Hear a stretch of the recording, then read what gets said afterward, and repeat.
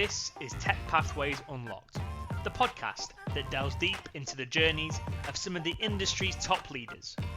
We speak with innovators, pioneers and visionaries to uncover the stories behind their success, the challenges they've overcome and the passions that drive them on. Whether you're an aspiring tech leader or a seasoned professional, our goal is to inspire and empower you with insights and advice from those who have navigated the complex landscape of technology to reach the very top. This podcast is proudly brought to you by Stopford Recruitment, where your growth is our commitment. Tune in and let's unlock your pathway to success.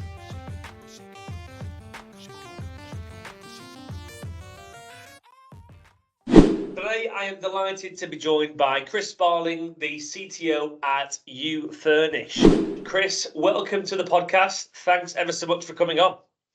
Thanks very much, Ali.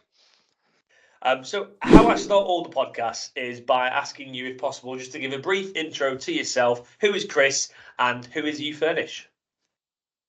Yeah, thanks very much. So I'm Chris Sparling. I'm CTO here at Ufurnish. So Ufurnish is an online search and discovery platform for furniture and furnishings, primarily based in the UK, kind of in the UK market at the moment.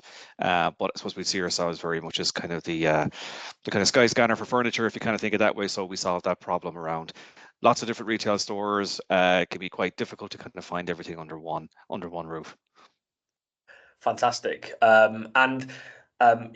Going into this podcast, we've been speaking a bit before it. You mentioned that you was new to all this podcast stuff. So welcome to your debut.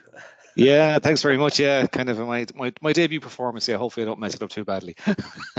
Perfect. So I suppose, it'd be great to unwrap your journey today. And if you are able to sort of walk us through your journey in tech so far and what really inspired you to pursue the career path. Yeah, I had probably kind of maybe a somewhat unconventional route really into technology. So when I left school many years ago now, I got quite good results. Did the Irish Leaving Cert, which is the equivalent of kind of A-levels in the UK. Did pretty well, but I kind of didn't really want to go into an office job, ironically enough. So my passion had always been to go into the military and primarily into the Navy. So that's where I kind of started my career really. Did a couple of years in the Navy. Never really expected to be working in this kind of field. Left that after a couple of years, kind of wasn't really where I kind of wanted to be, and was left kind of then very much, I suppose, with a decision of, well, what do I do now? So from there, I went into work in a bank where I was working in what was the clearing operation, so effectively check clearing, again, nothing really technology based, all very shift work type thing. But I knew at that point as well that I got to do something here. I've got to start building a career, got to start getting qualifications, because again, if the rug is pulled from under you, what are you going to be left with? So that's really started looking around. I knew one or two people who were in the technology sphere and thought, yeah, that seems like kind of an interesting career. And then from there, kind of started going to college at night.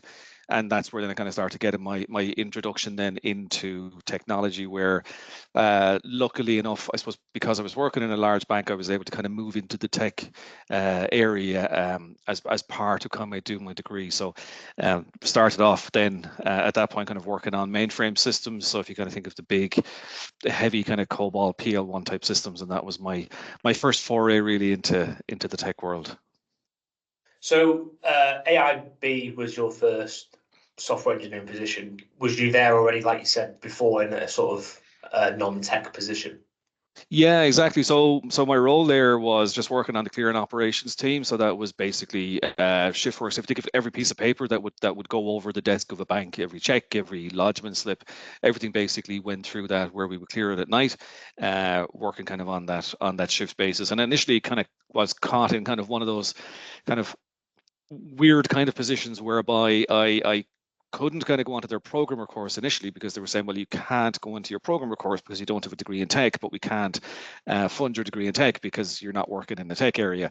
So a little bit of wrangling, a little had to kind of push and prod a little bit and elbow my way onto the programmer course, which at the time they would kind of train you up for maybe 4 months in, I suppose, their way of writing code, and that's what then kind of opened it up and continued on doing the degree then at night while I was working a day then as a programmer. Perfect. Thank you for that. Fintech as your first sort of position in the tech space is heavy. Hats off to you. Yeah, it was definitely an eye opener, and I suppose for me, it was kind of a little bit. A little bit funny in a sense because we'd be going to lectures at night and they'd be kind of talking about, oh well, back in the days when people used to write COBOL, but I just wrote COBOL today. So I think there was we were still working on, and I'm sure a lot of those legacy systems are still kind of going around now. But I do remember opening up one particular module where the date of the programmer was actually the year I was born. So we were dealing with some big, heavy legacy tech at the time. But it was an excellent introduction because I think if you understand kind of even from the mainframe point of view, you got to do a lot of thinking about even how you want to handle storage, manage storage. There's a lot of thinking that has to go into it. So I found it really good, and as well, you got to work with people who had been doing this for a very, very long time. So when people start talking to you about, well, before punch cards, you're dealing with people who have a real legacy in tech. So I think it was a very positive thing overall. Yeah, fantastic. I suppose whether that is in your first position as a software engineer or a little bit later on in your career, was there a particular moment or mentor or project that shaped the leader you are today? Was there something that triggered it? I think really it's probably been more of a kind of a combination, of things kind of over the last years. I don't think there's really been a singular moment that I'd look back and I go, oh, that was the pivotal moment. I kind of said, well, that's how I want to be. But kind of as you're kind of looking at things, as things go along, you might see how a particular manager might deliver a piece of news back to a stakeholder, and you kind of go, God, that was actually a really good way that they did that, or how they might have handled particular situations. And of course, obviously, you see the flip side too, right? You see things that happen, and you kind of make those little promises to yourself that if I'm ever in that position, I'll never do that, until you do, of course, right?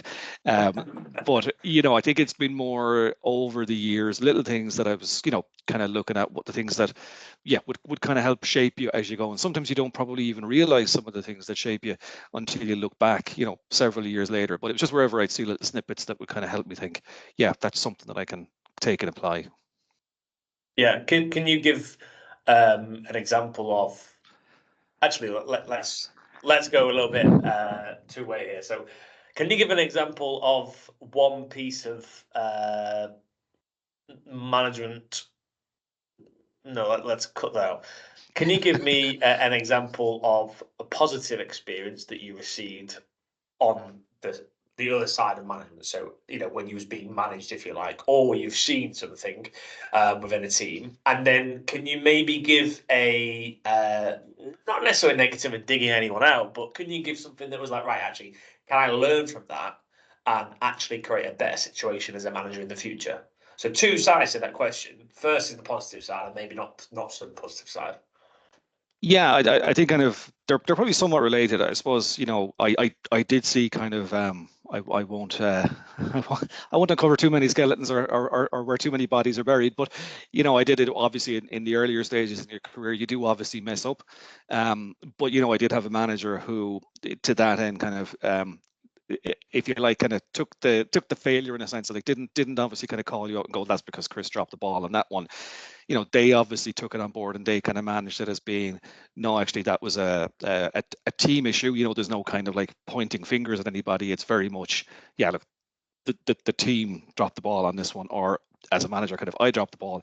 And I just thought that was kind of, obviously as someone starting out, it could have been almost crushing really if you kind of get that spotlight on you where you've messed something up. So that was definitely a positive thing as to, as the leader, you are the person who has responsibility, and that responsibility does mean you got to put your hand up and kind of take it for the team and protect the team. Really, I think was the big thing that I took from that. Really, And then kind of, I suppose, on the flip side, I do remember an actual comment from someone once. Hopefully they won't recognize themselves, where their actual comment was, I'm not really looking to point fingers here. I just want to know the person's name so I can fire them, which doesn't really kind of instill the confidence that, yeah, okay, we're operating in an open company here, and I could be forthright with you. So clearly, I think they were kind of the two very, very extremes. But for me, I think, yeah, it was that piece of, you have to protect the team, and really that's your job, really, as the leader, really, I suppose, to keep the team safe, really. Was that corporate environment? Yeah, very much so. Yeah. Guessed it. Okay, moving on. What would you say, as a leader to date, and throughout your journey as a leader so far, what would you say some of the core principles or philosophies are that has guided you and still to date helps you guide as a leader? I think really coming back to that thing, I suppose, about how you protect your team, and I don't mean to cover for them, but just in that sense that you do have to act as that bit of a buffer, really, and to understand and act Lead almost by as a example. filter. Yeah, exactly. Yeah, and at times there may be things that you just don't necessarily always bring them back to the team, because just they're kind of working their way through, and there's a little bit of that side of it. But I suppose really the core principle for me is just, a lot of it is down to respect, really, just that everybody is entitled and deserving of a level of respect. It doesn't really matter whether you agree with them or whether you don't, but again, I think you owe it to everybody, really, to give them that time and to understand that, yeah, okay, you might not agree with them, and there might be something else going on, but again, they're coming at it from their own experiences and their own viewpoint. So like that, if you're trying to get your point across and it's just not happening, then really I think that's kind of your failing. It's not their failing in that sense, and that's where you have to go back then and try and understand again, do I really know where this person is coming from, and do I really understand what it is they're telling me, or am I just kind of pulling the shutters down and just not really taking it on board? Yeah.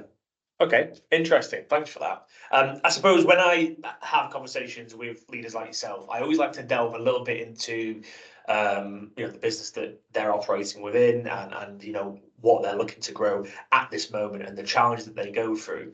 Perhaps Ufurnish don't really get affected by this. I don't know whether it is online all, or is it both online, and do you focus on the journey in store as well of the retailers?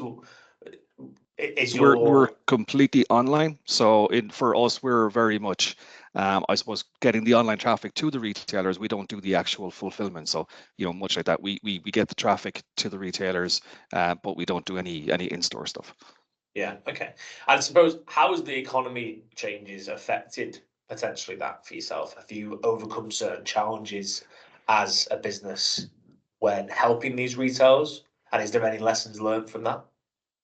Yeah, I think really, I suppose we're kind of heading into a huge amount of uncertainty again now. Really, I suppose we're almost seeing it day by day, where I think a lot of people are probably on the investment side are probably holding fire a lot and kind of seeing where things go, and that obviously filters down then as well as to, well, where do people put their marketing spend? But I suppose really what we've kind of seen is that. Particularly for a lot of marketing departments and a lot of retailers, where do I put my money? Because a lot of the traditional spaces have become very crowded, and again, I suppose we've seen changes in recent times kind of around how Google have changed some of their search algorithms, and I think it's left a lot of kind of marketing teams very uncertain, and we have on our side a role to play in that, about how do we kind of get that brand out there, how do we help those retailers grow. So I suppose that's been an opportunity for us, on the back of a lot of that kind of uncertainty really that's been created over the last year. Yeah, and just on that uncertainty, it's a question that I was actually asked by a good friend of mine, one of my best mates, and he said for one of these podcasts, is there a focus that you can discuss about businesses having to adapt to the current times, and how, especially with your maybe corporate background, as you mentioned before, to now within a business like Ufurnish and growing out your team. Is there things that you've had to be cautious of when hiring, in terms of keeping up with the day-to-day current trends? For example, like flexible working, certain standards within the team. how have you combated that? Like, you've seen businesses, you've probably heard of businesses when you're recruiting candidates and they're saying they've got maybe an offer from this company, but they're demanding 5 days a week in the office and the candidate isn't happy with that. I deal with it every day with challenges from candidates when putting them forward for positions. How does Ufurnish keep up with the times, and why is it important to adapt to ongoing trends in the market? Yeah, we're a completely remote company, so that's built into our DNA in that sense. So we're lucky in that we don't have to deal with, I suppose, those challenges in terms of people looking to be in the office a certain number of days. But it does bring very different challenges, obviously, because again, it makes it I suppose if we're looking at the level of seniority that we need to hire, I think depending on the size of the company, but particularly for a company of our size, hiring junior people and being able to actually bring them in and bring them on is very, very difficult in a remote environment. So for us, we do at our stage need to hire quite experienced people who really kind of know what they're at, people who don't need a lot of direction and are very self-motivated. But it is definitely tough, and we involve the team as well as part of that hiring process, because again, we are a small team. We really need to de-risk the possibility of we taking someone who just isn't a fit, and that can very often, it can be difficult to know. No hiring process is perfect, and it can happen that there may be times where someone comes in and then you kind of find out, actually, look, maybe this isn't just the best fit after all. I like that though. I work with, quite a few companies that involve the whole team, or as many people as possible in the process, depending on the size of the business, because I feel that gives them a sense of sort of investment that their opinion matters. And obviously, as you grow out a team, which kind of goes back to the environment that you create and allow innovation to thrive. How is that created? Is it really much from yourself and then delegating that back down, or does it come above you? Is there someone above you, the leader of the business, that really wants to inherit that environment where creativity and innovation thrive? Yeah, I think it's I suppose the thing about it is really, I think that the leadership can obviously set out what we want, right? But at the end of the day, we can't set the culture of the company, right? Because the culture of the company is what you do when no one's looking. So, we can say that we want creativity and we want all of these things, but if the team aren't bought into that, and if that's not how the team are operating, then really it's for nothing. So I suppose how we try and culture a lot of that, or try and foster a lot of that, really is, do we give people that kind of social security, as they call it, where, I feel okay if I make mistakes. I don't have to feel stupid if I put things forward that might be a little bit left field, because again, all the best ideas are going to come from left field, right? It's not going to be, let's just do the same as everybody else, and then, how could you be innovative? So I suppose I always kind of think of Baldrick with his, I have a cunning plan. We need a few more of those cunning plans, because every now and again some of them pay off, but people will only bring them forward if they feel that sense of security and safety, and that comes from the team members. But they're the ones really who drive that culture then.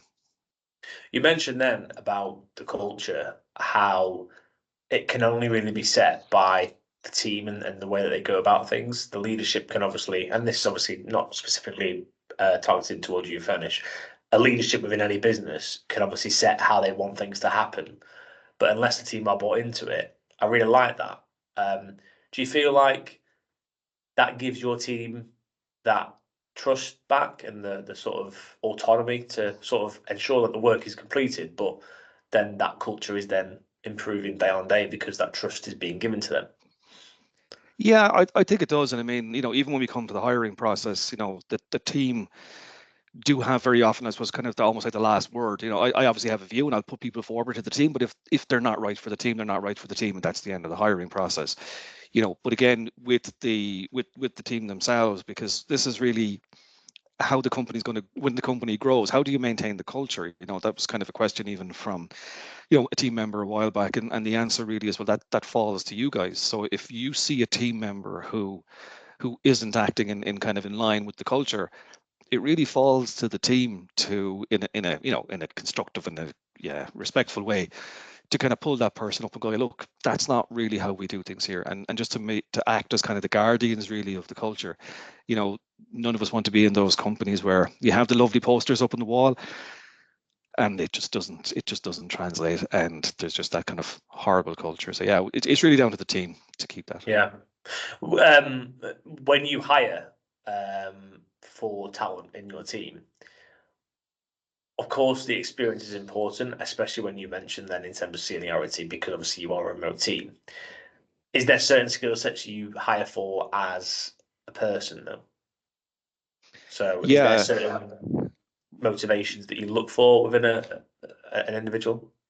yeah, I think it's very much, is this somebody who is going to be self-motivated? Is this somebody who is going to be kind of almost constantly coming back to you and saying, look, I've been thinking about this, and I've been looking at the website, and I think we could do better here, and I think we could do more here. And, everybody that we have in the company at the moment is very much that kind of, they're almost like, that entrepreneurial spirit really in the true sense, and they're always looking for, this is how we can improve things, and this is how we can make things better.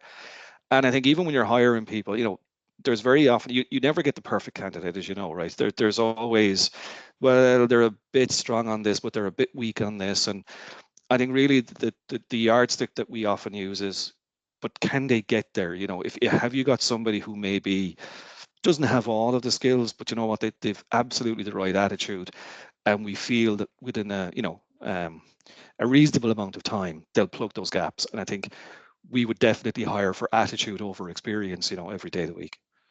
It's refreshing to hear that, especially obviously, as you're quite active in the job market for looking for talent, which is great over the last year. So yeah, no, good to hear.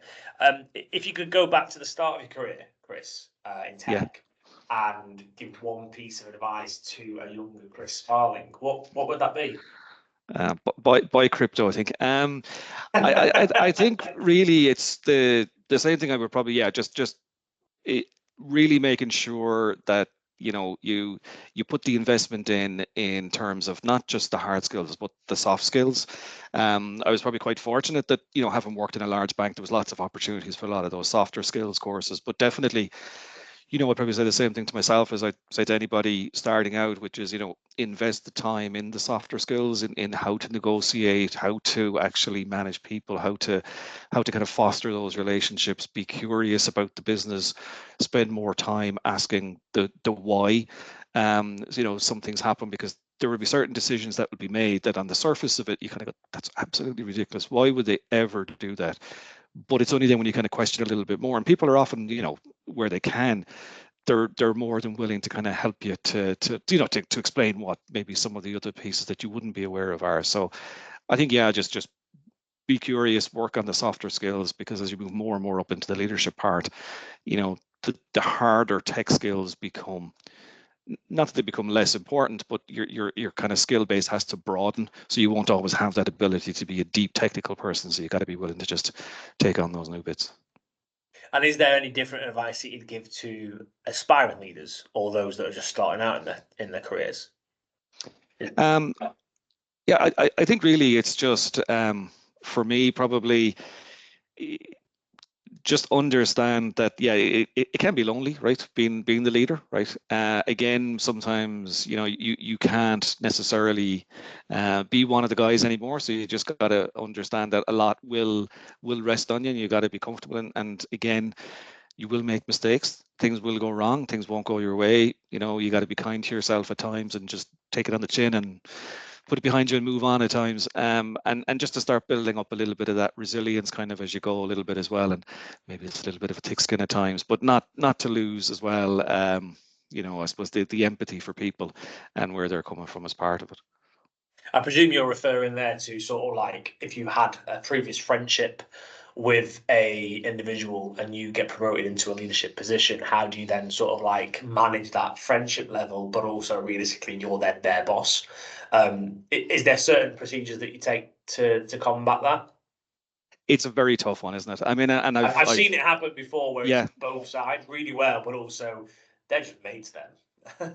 yeah, it is, and it's a very tough thing on a number of fronts, because firstly, you got to now manage that the relationship that you had has changed, whether you accept that or not. It has, and very often I think as well as people in leadership positions, we just think of ourselves as Chris and Ollie, right? but that's not how you're seen by the people who work for you. At the end of the day, you are the boss, and you kind of lose sight of that.